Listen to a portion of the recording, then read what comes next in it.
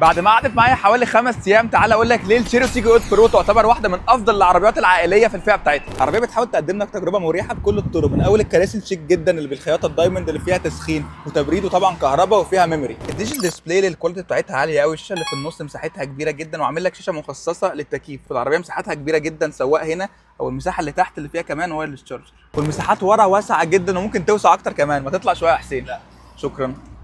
ده غير كمان ان عندك فتحه سقف بانوراما عملاقه جدا محسساك ببراح، ومفيش نفق فتيس هنا خالص. وطبعا العربيه 7 سيتس، والمساحات في الكنبه اللي ورا خالص بجد احسن مما توقعت بصراحه، تؤدي الغرض. ممكن تروح بيها النادي مع الولاد بتاع كده. مبسوط يا حس؟ اخر انبساط. العربيه فيها فتحتين ورا، والمفاجاه انهم حقيقيين، ولو الشنطه كهرباء اتفتحت هتلاقي مساحه عملاقه، مساحه اوضه نوم. العربيه اداها قوي جدا، موتور 1600 سي سي تربو بيطلع 197 حصان و290 تورك مع فتيس دول كلاتش 7 سرعات. العربيه مليئه بالاوبشن، من اول الكاميرات 360 اللي بتجيب لك حرفيا كل زاويه للعربيه، غير الادابتيف كروز كنترول واللينكيب اسيست والفورورد كوليجن وورنينج وكل الكلام ده. والعربيه بالليل قصه، من اول الامبيانت لايت اللي فيها الوان بالهبل، وممكن كمان الالوان تتغير مع الميوزك، ولوجو تيجو اللي بيظهر اول ما تفتح الباب وشكله حلو قوي. وانوار العربيه بجد جباره، يا ويلي اللي تقلب له نور بالليل. العربيه الاستجابه بتاعتها مش وحشه خالص، بالذات على السبورتس مود، بس طبعا لو عايز بقى اداء رياضي خطير يعني فاكيد في اختيارات احسن. والحاجه اللي فاجئتني ان عفشه العربيه دي ناشفه مش طريه. ممكن ناس كتير ما تحبش الموضوع ده، بس انا شايف عربيه بالحجم ده لازم العفشه تبقى ناشفه شويه.